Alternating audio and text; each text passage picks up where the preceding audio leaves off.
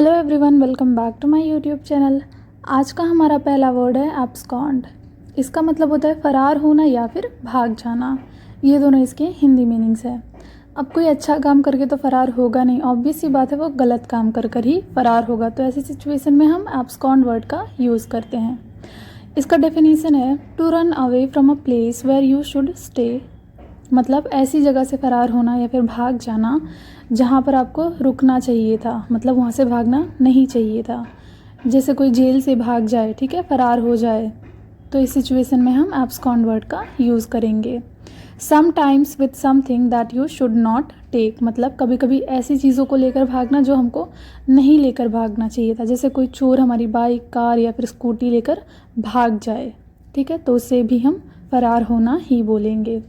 किसी स्थान से फरार होना या फिर पलायन करना।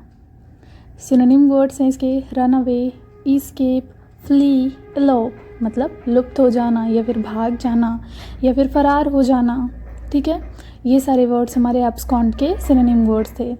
इसके एंटोनिम वर्ड्स हैं रिमेन, स्टे, फेस या फिर कन्फ्रंट। मतलब वहीं पर रुकना, ठीक है, या फिर सामना करना, ठीक है, वहीं पर रुकना, नहीं भागना। तो ये सारे वर्ड्स हमारे एब्सकॉन्ड के एंटोनिम वर्ड्स हैं। इसके दो एग्जांपल्स हैं हमारे पास।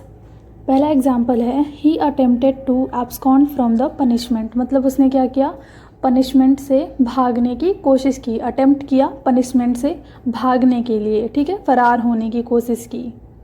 सेकेंड एग्जाम्पल है you should not abscond from your responsibilities. मतलब आपको, मतलब तुम्हें अपने रिस्पॉन्सिबिलिटीज़ से नहीं भागना चाहिए, ठीक है, रिस्पॉन्सिबिलिटीज़ से नहीं भागना चाहिए या फिर अपने कर्तव्यों से, अपनी जिम्मेदारियों से नहीं भागना चाहिए। आई होप ये वर्ड आप सबको समझ में आया होगा। नेक्स्ट वर्ड है हमारा इम्परेटिव। अब इम्परेटिव का मतलब होता है अनिवार्य, कोई भी चीज़ जो आवश्यक हो, ठीक है, कि ये करना ही करना है, तो वहाँ हम इम्परेटिव वर्ड का यूज़ करते हैं। इसके हिंदी मीनिंग्स है आदेशात्मक, अत्यावश्यक मतलब बहुत ज़्यादा ज़रूरी, अति आवश्यक, आज्ञार्थक या फिर अनिवार्य। ये सारे इसके हिंदी मीनिंग्स हैं। ऑफ वाइटल इम्पॉर्टेंस और क्रूशियल, मतलब जो बहुत इंपॉर्टेंट हो, ऑफ वाइटल इम्पॉर्टेंस या फिर क्रूशियल हो। गिविंग एन ऑथोरेटिव कमांड, मतलब कोई आदेश मिले हमको, ठीक है, किसी अथॉरिटी से। सिनोनिम वर्ड्स हैं इसके mandatory, compulsory, obligatory, vitally important, essential या फिर क्रूशियल। मतलब बहुत ज़्यादा ज़रूरी हो, ठीक है, अनिवार्य हो या फिर आदेशात्मक हो, आवश्यक हो, इम्पॉर्टेंट हो। तो ये सारे वर्ड्स हमारे इम्परेटिव के सिनोनिम वर्ड्स हैं। इम्परेटिव के एंटोनिम वर्ड्स हैं अनइम्पॉर्टेंट, अननेसेसरी, नॉन अर्जेंट या फिर नीडलेस। मतलब कोई ऐसी चीज़ जिसकी आवश्यकता ना हो, ज़रूरी ना हो या फिर अनिवार्य ना हो, ठीक है। तो ये सारे वर्ड्स हमारे इम्परेटिव के एंटोनिम वर्ड्स हैं। इसका एग्जाम्पल है it is imperative for us to remain on good terms. मतलब हमारे लिए अच्छी शर्तों पर बने रहना अति आवश्यक है। मतलब हमको गुड टर्म्स पर बने रहना चाहिए क्योंकि ये बहुत इंपॉर्टेंट है हमारे लिए, ठीक है। नेक्स्ट वर्ड है हमारा मॉरेटोरियम, ठीक है। तो इसका हिंदी में मतलब होता है पाबंदी या फिर रोक, प्रतिबंध, अधिस्थगन। मतलब किसी चीज़ पर टेम्परेरी तरीके से, मतलब अस्थायी तरीके की रोक लगाना, ठीक है, टेम्परेरी बेसिस पर रोक लगा देना किसी चीज़ पर, किसी काम पर, ठीक है। कोई गलत काम हो रहा हो मान लिया, या फिर कोई भी काम हो उस पर रोक लगा देना। जैसे हमारे लक्ष्मी विलास जो बैंक है, तो उस पर अभी रोक लगी हुई है, तो वहाँ पर ये वर्ड का यूज़ हुआ है मॉरेटोरियम, ठीक है। तो ये वर्ड मैंने उसी एडिटोरियल से लिया है, ये बहुत इंपॉर्टेंट था इसीलिए मैंने इसको डिस्कस किया है। A temporary stopping of an activity specially by official agreement. मतलब किसी गतिविधि या पर अस्थायी प्रतिबंध। मतलब किसी भी गतिविधि मतलब एक्टिविटी पर एक टेम्परेरी प्रतिबंध लगाना, रोक लगाना, विशेषतः शासन की सहमति से। मतलब ऑफिशियल मंजूरी मिलती हो जिसको, ठीक है, उसकी सहमति से। सिनोनिम वर्ड्स हैं इसके स्टॉप, प्रोहिबिशन, टैबू, बैन या फिर लिमिट। इन सब का भी अगेन वही मतलब होता है रोक लगाना या फिर प्रतिबंध लगाना, ठीक है, या फिर पाबंदी लगाना किसी तरह की। एंटोनिम वर्ड्स हैं इसके कॉन्टिन्यूएंस या फिर परमिट। मतलब उस चीज़ को जारी रखना, ठीक है, किसी भी तरह की रोक ना लगाना या फिर परमिट देना, ठीक है। इसका एग्जाम्पल है the government has called for a moratorium on weapons testing.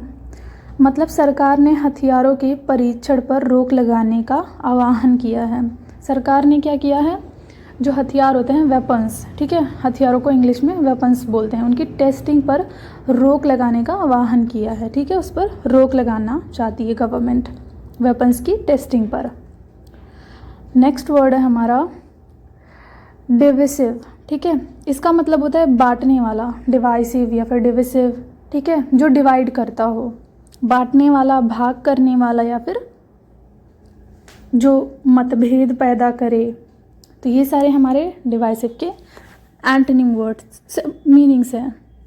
Likely to cause disagreements और आर्ग्यूमेंट्स बिटवीन पीपल, मतलब लोगों के बीच में या तो आर्ग्यूमेंट क्रिएट करने वाला, ठीक है, मतभेद पैदा करने वाला, या फिर विभाजक, मतलब जो अलग करे लोगों को, मतभेदकारी, लोगों को विभाजित करने वाला, विभाजक या फिर विभाजनकारी।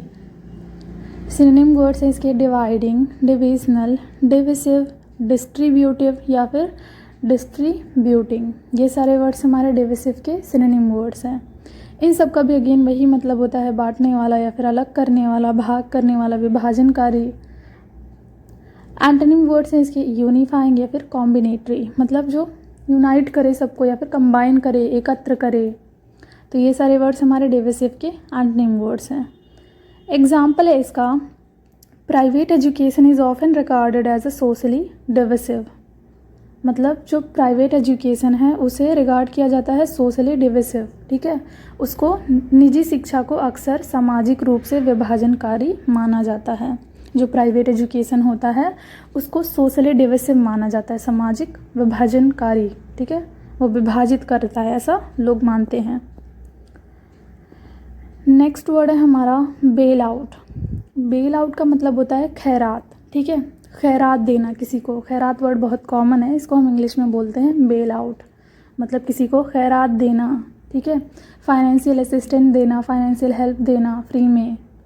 N act of giving financial assistance to a failing business और an economy to save it from collapse, मतलब किसी भी बिजनेस को या फिर इकोनॉमी को, ठीक है, खैरात देना, उसको बचाने के लिए, फाइनेंशियली मदद करना, उसको बचाने के लिए, कोलैप्स होने से, उसको ढहने से बचाने के लिए, ठीक है, उसको बर्बाद होने से बचाने के लिए किसी भी बिजनेस या फिर इकोनॉमी को फाइनेंशियल असिस्टेंस देना, खैरात देना। तो यहाँ इस सिचुएशन में हम खैरात, बेल आउट वर्ड का यूज़ करते हैं। Thank you so much for watching this video. Please consider subscribing to my YouTube channel. अगर आपको ये वीडियो पसंद आई हो तो अपने दोस्तों के साथ शेयर ज़रूर करें। Thank you so much.